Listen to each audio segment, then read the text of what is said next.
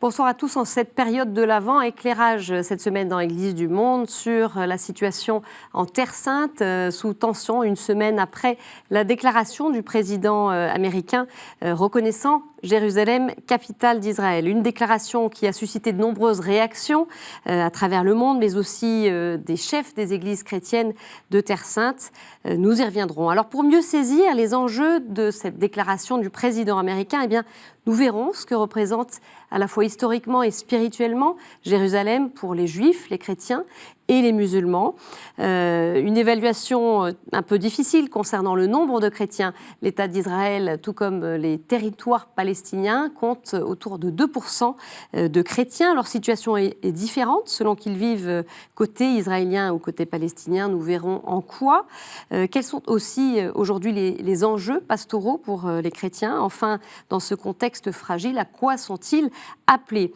Et parmi ces communautés chrétiennes présentes, il y a les bénédictins du monastère d'Abou Ghosh, qui est situé à quelques kilomètres de Jérusalem. Il a été fondé pour être une présence cordiale vers le monde juif et se retrouve dans un village musulman.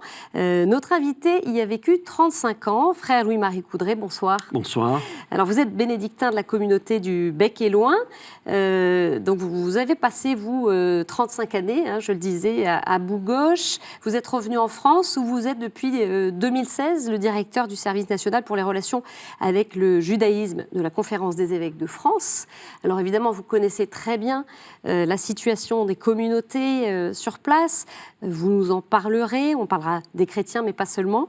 Je voudrais qu'on revienne évidemment à l'actualité de ces derniers jours qui a créé une onde de choc mondiale, cette déclaration du président américain le 6 décembre autour du statut de Jérusalem qu'il reconnaît comme capitale d'Israël. Vous, comment est-ce que vous avez réagi tout simplement en entendant cette information ? Écoutez, on s'y attendait un petit peu puisque c'était quelque chose qui était annoncé. Il ne faut pas oublier que c'était aussi une résolution qui a été votée il y a une vingtaine d'années par le Congrès américain. 1995, oui. Alors effectivement, ce qui peut être surprenant pour faire un petit peu d'humour, c'est qu'on a un candidat politique qui tient ses promesses. Donc ça peut peut-être... Il s'était engagé. Tous les candidats s'y étaient engagés auparavant. Mais il est le premier à l'avoir réalisé. Alors au niveau de la réalité sur le terrain, c'est vrai que Jérusalem est la capitale de l'État d'Israël. Vous y avez la présidence de l'État, vous y avez les bureaux du Premier ministre, vous y avez la Knesset, vous avez la Cour suprême. Et toutes les visites officielles de tous les chefs d'État du monde viennent à Jérusalem pour rencontrer les autorités. Même les ambassadeurs qui résident à Tel Aviv sont obligés de venir plusieurs fois par semaine à Jérusalem pour rencontrer leurs interlocuteurs du côté israélien. Donc, je dirais là, de ce point de vue-là, on a une réalité sur le terrain. Mais par contre, ce qui est peut-être plus surprenant, c'est que dans la complexité et dans la difficulté de la situation dans laquelle nous sommes, il est certain qu'une décision unilatérale ne peut pas faire avancer vers une solution. Je crois que c'est ça. Qu'est-ce que l'on cherche en faisant une telle déclaration ? Je ne suis pas dans la tête de M. Trump, ni dans celle des politiques, mais ayant vécu là-bas, et en me disant, il faut que nous arrivions à trouver une porte de sortie pour cette situation de tension, de conflit qui dure depuis trop longtemps. Et est-ce que les gestes qui sont posés vont permettre d'avancer vers une solution pour la paix, pour que les populations là-bas puissent vivre ? Je n'ai pas le sentiment... Je doute qu'une telle déclaration puisse effectivement faire avancer vers la paix. Évidemment, pour le peuple israélien, pour l'ensemble de la communauté juive dans le monde, c'est la reconnaissance d'une réalité sur le terrain, mais aussi d'une réalité symbolique. Et je pense qu'il faut aussi mettre cette décision et la satisfaction avec laquelle elle a été reçue par la communauté juive dans la perspective des déclarations de l'UNESCO qui ont été comme une négation du lien du peuple juif avec Jérusalem. Et donc ça, c'est effectivement, je dirais, inacceptable, même au niveau historique. Donc automatiquement, de ce point de vue-là, il y a un sentiment de reconnaissance à la fois de l'histoire, du symbole et de la réalité contemporaine. D'accord. Mais on a bien vu que ça a suscité des réactions d'inquiétude. Alors, ça suscite une réaction d'inquiétude à plusieurs niveaux, parce qu'effectivement, je dirais la position générale dans le monde, et je pense effectivement sur le terrain, c'est que ce soit, hier soir, le Premier ministre à la convention du CRIF, qui est venu conclure par un discours, a parlé de capitale commune. Et je pense que c'est assez intéressant. On peut même songer pour les Israéliens, et les Palestiniens. Parce qu'évidemment, il faut que ces deux peuples puissent vivre, que les deux peuples puissent vivre sur ce territoire, dans la liberté, dans la sécurité. Et il faut arriver à trouver une situation d'entente. Est-ce qu'ils la souhaitent, cette entente aujourd'hui, les Israéliens et les Palestiniens ? Alors je pense que tout le monde souhaite l'entente, enfin disons la grande majorité des deux populations, parce qu'il est certain qu'on voit comment il y a quand même des discours qui sont des discours exclusifs et qui ne veulent pas de l'autre. Mais je pense que la grande majorité de la population désire cette entente et sortir de ce conflit. Il y a une grande lassitude des deux populations. Donc sortir de ce conflit, mais pour sortir de ce conflit, il faut qu'il y ait une volonté politique de faire un certain nombre de concessions sur un certain nombre de points. Et s'il n'y a pas cette volonté politique de faire ces concessions pour avancer vers la paix, alors aucun processus ne débouchera. Mais nous savons très bien qu'il y a des solutions techniques, même pour la question de Jérusalem, qui sont envisageables et qui sont réalisables. Que l'on songe à la cité du Vatican au milieu de Rome. Alors, on va me dire, mais oui, mais c'est évident. Mais non, c'est pas évident. On oublie que la création de la cité du Vatican a attendu les accords du Latran, et que ça a été fait 50 ans, oui, grosso modo 50 ans, après la création de l'État italien. Donc on était quand même dans une situation de conflit. Évidemment pas du tout aussi violente que ce que nous avons aujourd'hui entre Palestiniens et Israéliens. Mais voilà, je pense que c'est aussi une question de volonté politique, mais qu'il y a un désir de la part des deux populations.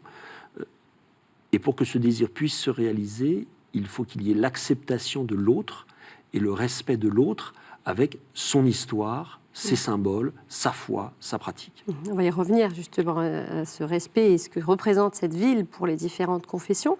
Vous évoquiez le Vatican, il y a eu un communiqué de presse publié le 10 décembre du Saint-Siège qui manifeste cette préoccupation. Le pape en avait fait part aussi lors de l'audience générale du 6 décembre. Il y a eu aussi des réactions côté Terre Sainte qui sont assez nombreuses. Les 13 chefs des églises et représentants des communautés chrétiennes de Jérusalem ont fait une déclaration commune. Je vous propose d'écouter, et on va y revenir à ces réactions côté chrétien, la réaction du père David Neuhaus, qui est professeur à l'université de Bethléem, ancien vicaire patriarcal pour les catholiques hébréophones. Nous l'avons joint par téléphone au lendemain de la déclaration de Donald Trump. On l'écoute. Nous avons une grande peur que la violence éclate. Et encore des jeunes, des vieux, des enfants, des femmes et des hommes vont mourir à cause de ces déclarations. Il y a bien sûr un deuxième niveau de peur. Cela est lié à un discours du droit international qui a défini les paramètres dans lesquels on peut parler de Jérusalem en reconnaissant que Jérusalem a un statut tout à fait spécial, parce que le statut international de Jérusalem est très important, pas seulement pour sauvegarder la ville, mais aussi pour sauvegarder l'espoir d'arriver à un accord sur le statut de la ville. Voilà, une vraie inquiétude partagée par le père Neuhaus. Qu'est-ce que vous en pensez ? Ça risque de créer des violences, des victimes ? Je ne suis pas sur le terrain, mais j'ai quand même toujours des contacts. J'ai eu des contacts justement avec des amis aussi bien de Bethléem que de Jérusalem. Ce qu'il semble tout de même pour l'instant, c'est qu'on n'ait pas encore une grande amplitude de la réaction de la rue. Nous ne sommes pas du tout comme dans le cas de la réaction qu'il y avait eu après le percement du tunnel archéologique du mur de l'esplanade du temple. Donc je crois qu'on n'est pas du tout dans le même contexte. Ce qui est aussi très frappant, c'est que vendredi, donc, en général, quand il y a des situations de tension, les autorités israéliennes limitent l'accès à l'esplanade des mosquées pour la prière du vendredi. Ce qu'ils n'ont pas fait cette fois-ci. Et la prière de vendredi, hormis quelques échauffourées, je dirais classiques, dont on a l'habitude.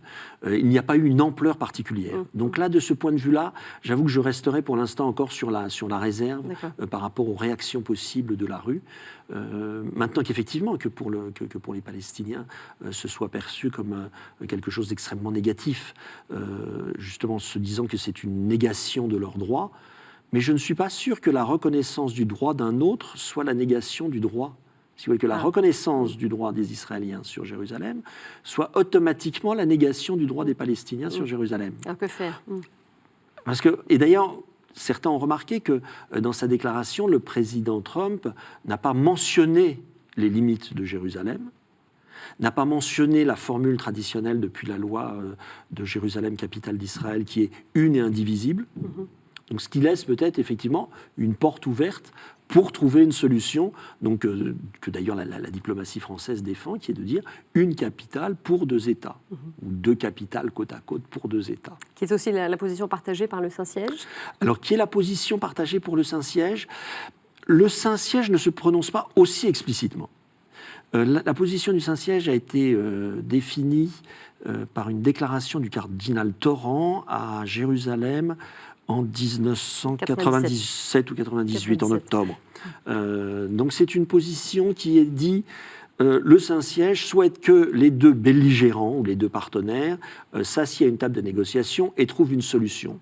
Et ce que demande le Saint-Siège, c'est, vu l'importance de Jérusalem pour l'ensemble de l'humanité, que ce soit au niveau humain, religieux, spirituel, il faut qu'il y ait des garanties internationales pour ce statut qui sera déterminé. Donc, depuis même quasiment Pie XII, il n'y a plus de demande d'internationalisation de Jérusalem. Mais il y a une demande de garantie internationale pour Jérusalem. Ce qui est complètement différent. Parce que je dirais la garantie, elle va s'exercer pour les deux partenaires. Donc les deux partenaires sont sur un pied d'égalité. Et je crains que le fait de confier quelque chose à tout le monde, c'est comme si on le confiait à personne. C'est un petit peu un risque. Frère Louis-Marie, on comprend bien en tout cas que cette ville, elle cristallise beaucoup de choses dans ce conflit israélo-palestinien. Peut-être pour nos téléspectateurs, resituez-nous ce que Jérusalem, ville sainte, représente pour les chrétiens, les juifs et les musulmans. Oui, alors on va même commencer par les juifs si vous voulez bien, parce qu'on va respecter l'ordre de l'histoire. Et dans une encyclique du pape Jean-Paul II de 1984 sur la question de Jérusalem déjà, qui s'appelle Redemptio Anno. Je vais juste vous lire trois lignes.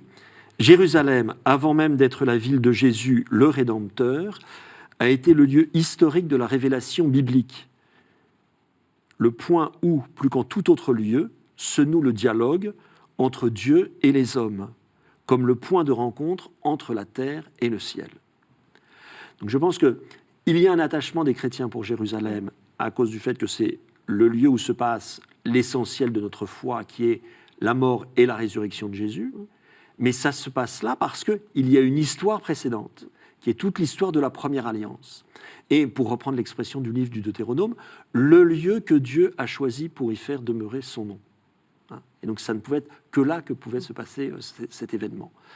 Et puis ensuite, vous avez eu la tradition musulmane, où alors là, on n'a quand même aucun événement spécifique lié à la révélation en tant que telle, mais on a ce rêve de Mahomet qui vient à la mosquée l'éloigner, dont la tradition a dit que c'était Jérusalem. Donc je dirais, on a un lien qui, dans les textes, est plus ténu, mais qui, dans la tradition, est extrêmement important, et qui en fait le troisième, le saint de l'islam. Donc on voit comment, pour les trois religions, c'est un point d'enracinement. Mais je dirais, d'une certaine manière, je pense que ni pour le christianisme, donc avec ce qui se passe pour Jésus, je dirais, ni cette référence de l'islam avec ce passage, ne serait rattaché à Jérusalem si on n'avait pas tout ce qui s'est passé dans la Bible à Jérusalem. Et donc de ce point de vue, c'est assez intéressant de voir combien le terme de Jérusalem est mentionné dans la Bible, donc aussi bien le Premier Testament que dans le Nouveau Testament. Avec une toute petite nuance pour le Premier Testament, c'est que Jérusalem n'est pas nommée dans la Torah. Et la Torah, donc pour nous le Pentateuque, la Torah c'est le cœur de la révélation pour la foi juive. Et Jérusalem n'est pas mentionné dans la Torah. Donc là on a peut-être une ouverture sur la valeur symbolique aussi de Jérusalem, et avec le fait que est-ce qu'il faut que ce soit une capitale vraiment, ou est-ce que ça doit être justement ce lieu de focalisation, mais au bon sens du terme, au niveau spirituel. Et est-ce que son instrumentalisation, entre guillemets, politique, n'est pas presque une perversion de sa valeur spirituelle. Là, je m'inspire d'un article qui a été publié dans Le Monde par le rabbin David Meyer, où justement il met le point sur cette question. Et je pense qu'elle est extrêmement intéressante. Mais alors effectivement, au niveau concret, quelle solution trouver ? Alors, cette dimension religieuse de Jérusalem, elle dépasse même ce cadre-là. On parle d'un lieu où beaucoup de touristes se rendent, évidemment, au-delà des croyances. C'est Monseigneur Pizzaballa qui a publié un message fort aussi, le 8 décembre. L'administrateur apostolique du patriarcat latin de Jérusalem, il parle de Jérusalem qui est un trésor pour toute l'humanité, qui ne peut être réduit à un conflit territorial et à une souveraineté politique. Oui, absolument. Oui. Et je dirais là, on est aussi dans la droite ligne de tout l'enseignement même du Saint-Siège et de toutes les déclarations du Saint-Siège sur la question de Jérusalem, qui insiste sur cette dimension universelle de Jérusalem. Et donc, effectivement, il doit y avoir une ouverture et une liberté à Jérusalem. Donc, je dirais là, à un niveau plus profond, on touche presque la dialectique. Si on ne perd pas de vue cet enracinement historique dans la révélation avec le peuple juif, qui se passe à Jérusalem, et avec cette dimension universelle aujourd'hui de Jérusalem, on touche la dialectique du particulier et de l'universel. Et où justement, il ne peut pas y avoir d'universel sans enracinement dans un particulier.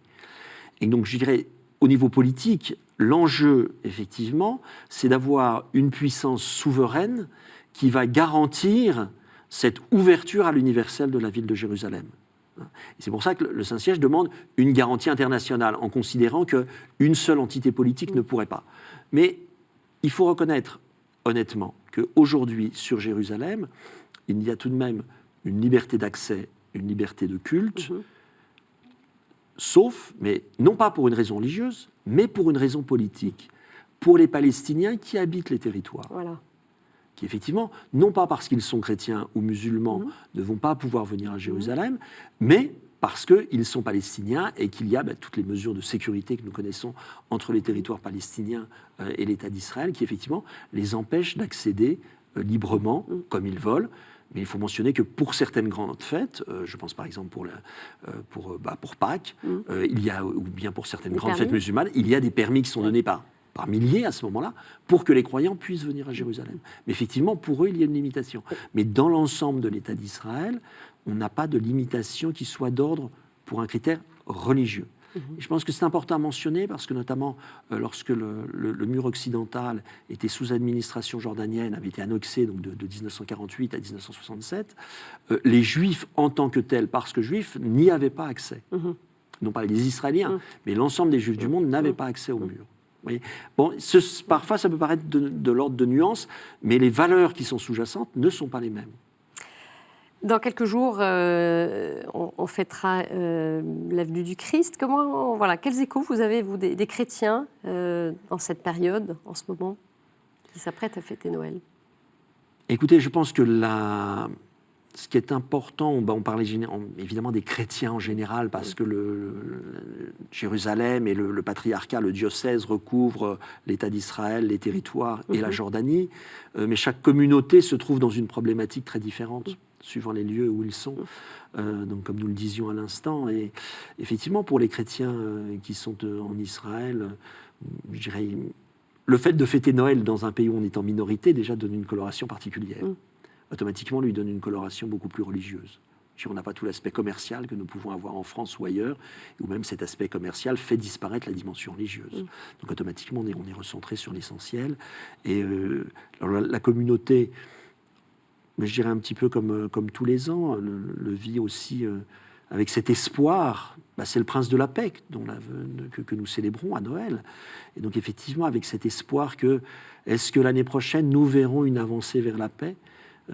Et je dirais aujourd'hui peut-être un grand sentiment de lassitude de la part de beaucoup, avec aussi cette difficulté pour les chrétiens de Bethléem, dont la situation effectivement économique ou autre est difficile, et notamment une des inquiétudes par rapport à la déclaration de M. Trump, concrètement pour la communauté chrétienne, c'est de se dire si on a une peur dans le monde entier, si on a une situation de violence qui se développe, les pèlerins ne vont plus venir, donc nous n'aurons plus de quoi vivre.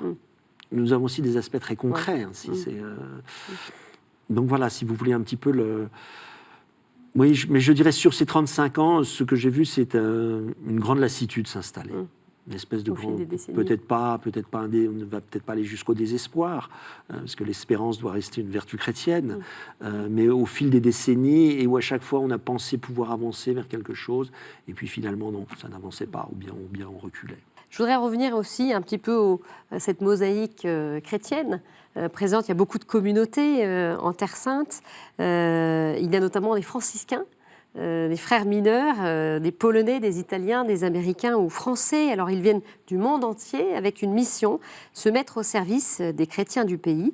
Et cela fait 800 ans que les franciscains sont présents en Terre Sainte. 800 ans qu'ils veillent et protègent les lieux saints. Je vous propose de regarder cet extrait documentaire, on en parle juste après.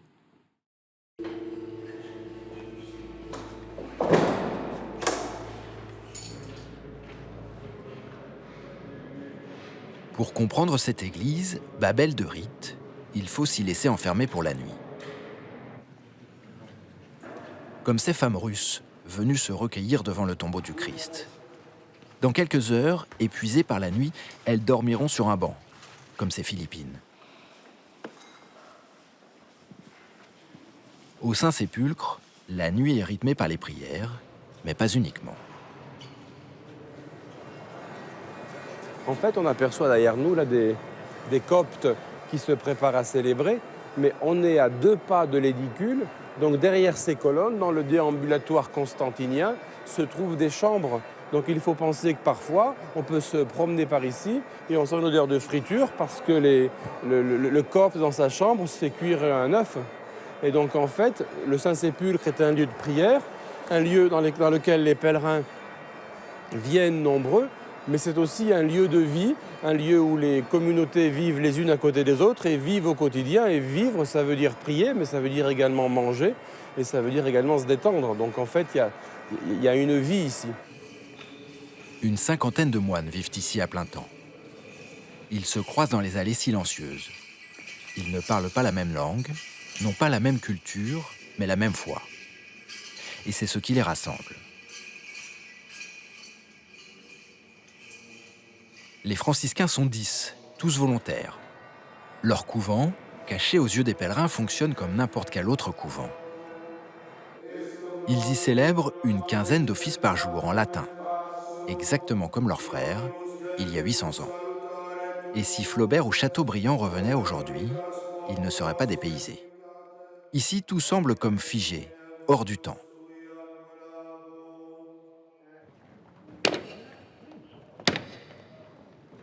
Mais il ne faudrait pourtant pas imaginer que les franciscains ne sont que les gardiens d'un musée. Depuis toujours, ils vivent à Jérusalem, la ville 3 fois sainte, au cœur des plus grands enjeux de l'histoire. Voilà un extrait du très beau documentaire Les Gardiens de la Terre Sainte que vous pouvez retrouver sur kto.tv.com, un documentaire réalisé par Frédéric Jakovlev. Frère, alors c'est une facette qu'on connaît peut-être un peu moins, de voir cette communauté de franciscains qui vit comme ça dans l'enceinte du Saint-Sépulcre. Oui, mais il y a une vie absolument extraordinaire. Et qui cohabite avec d'autres communautés. Absolument. Ouais. Alors souvent, les pèlerins ont plutôt le rapport avec le franciscain qui peut être des fois un peu fatigué d'accueillir beaucoup de groupes, donc parfois c'est un petit peu difficile, mais bon. Mais effectivement, vous avez une vraie vie et une vie qui est extraordinaire, parce que officiellement, vous avez 13 églises à Jérusalem. Oui. À l'intérieur du Saint-Sépulcre, donc cohabitent 3 grandes communautés, donc les latins avec les franciscains, les orthodoxes et les arméniens. Et il y a une vie au quotidien qui se passe bien. Et alors souvent même les pèlerins catholiques réagissent en étant un peu choqués sur cette division de l'Église. Alors c'est vrai que c'est dommage que nous soyons divisés. Le côté un peu bruyant. Le côté bruyant, c'est un peu le souk dans une église, on va dire. Mais je trouve que ce qui est fantastique justement, c'est qu'à Jérusalem, vous retrouvez toute l'Église dans sa diversité. L'Église est à travers le monde entier, dans la diversité de chaque population, dans la richesse de sa culture. Nous n'avons pas à être tous des catholiques latins. Et donc je pense que c'est ça qui est fantastique à Jérusalem, c'est que tout le monde est là dans sa diversité. Alors effectivement, nous pouvons regretter qu'il n'y ait pas une unité, une communion qui soit exprimée et qui soit possible. Je pense que nous sommes sur le chemin de cette communion. Et je pense que ça nous ramène à un point qui est extrêmement important justement dans cette problématique de Jérusalem dont nous avons parlé, c'est que Jérusalem, le lieu donc où s'est passée la mort et la résurrection de Jésus, c'est donc du coup l'Église mère pour le monde entier. Ce n'est ni Rome, ni Constantinople, ni Moscou qui est l'Église mère. L'Église mère, c'est Jérusalem. Donc on comprend bien d'autant plus la position du Saint-Siège en demandant que cette ville soit une ville ouverte, comme quoi elle a une valeur universelle, spirituelle. Ici, au simple niveau chrétien, d'un strict point de vue chrétien, nous voyons bien cette valeur universelle. Et c'est effectivement extrêmement important. Et nous touchons là encore du doigt l'essentiel. C'est est-ce que j'accepte que l'autre soit autre ? Donc moi-même, dans ma foi chrétienne, est-ce que j'accepte qu'un chrétien d'un autre continent, d'une autre histoire, vive sa foi chrétienne avec sa culture ? Et tout comme, est-ce que j'accepte aussi d'où nous venons, c'est-à-dire du Premier Testament et notre lien intrinsèque, comme disait Jean-Paul II, avec le judaïsme, et est-ce que j'accepte qu'il y ait aussi la présence des musulmans, qui est une révélation postérieure, et qui a aussi son histoire, ses traditions. Et donc justement, je pense que la difficulté de Jérusalem, c'est que tout le monde se retrouve là dans cette espèce de confrontation. Et parfois j'emploie une image, dans le psaume, on parle de Jérusalem comme étant notre mère, dans le psaume 86. Et je me pose la question de savoir, est-ce que c'est pas justement parce que les hommes se trompent de relation avec Jérusalem, et au lieu vraiment de voir Jérusalem comme leur mère, selon le verset du psaume, ils ne voudraient pas en faire leur femme. Et que du coup, ça devient une relation exclusiviste. Donc je ne veux Jérusalem que pour moi. Et je ne veux pas la partager. Ce qui est logique si c'est ma femme. Mais voilà, si c'est ma mère, elle peut être la mère de tous.